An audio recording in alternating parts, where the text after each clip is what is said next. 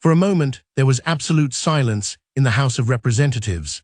Ilhan Omar was at the podium, speaking passionately about immigration policies. But in the next second, Karoline Leavitt's sharp words cut through the room like a knife, leaving everyone frozen in their seats. Ms. Omar, how can you defend policies that put our nation's security at risk? Leavitt's voice was clear and confrontational.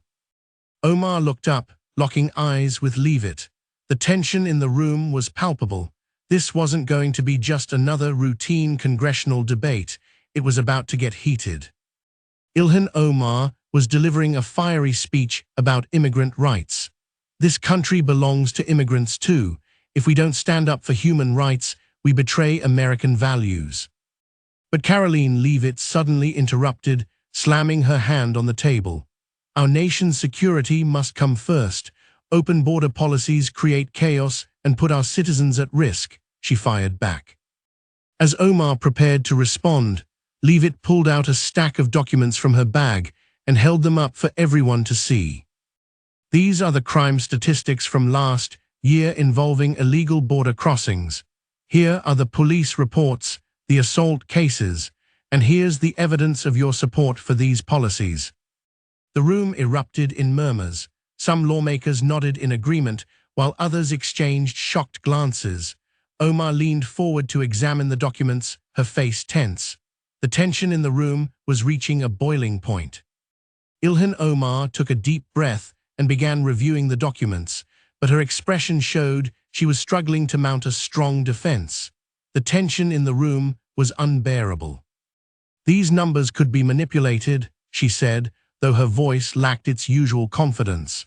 Instead of seeing immigrants as a threat, we should focus on integrating them into our society. Leavitt smirked. So you're saying these police reports are fake? The facts are right in front of you, Ms. Omar, she shot back. All eyes were on the two politicians. Omar's supporters rallied to her defense, while Leavitt's allies applauded her bold stance. Omar opened her mouth to speak again, but the words seemed stuck in her throat. Leavitt stepped back with a triumphant look. The House chamber felt the weight of this historic confrontation, and social media exploded within minutes. The incident quickly became one of the most talked-about topics online. Ilhan Omar's supporters praised her commitment to human rights, while Leavitt's fans applauded her tough stance on national security. But one thing was clear: this debate was far from over. American politics would be talking about this clash for a long time. This showdown once again highlighted the deep divisions in American politics. Immigration, human rights, and national security are critical issues for the future of the country. So what do you think? Did Leavitt really take down Omar, or could Omar have defended herself better? We're waiting for your comments.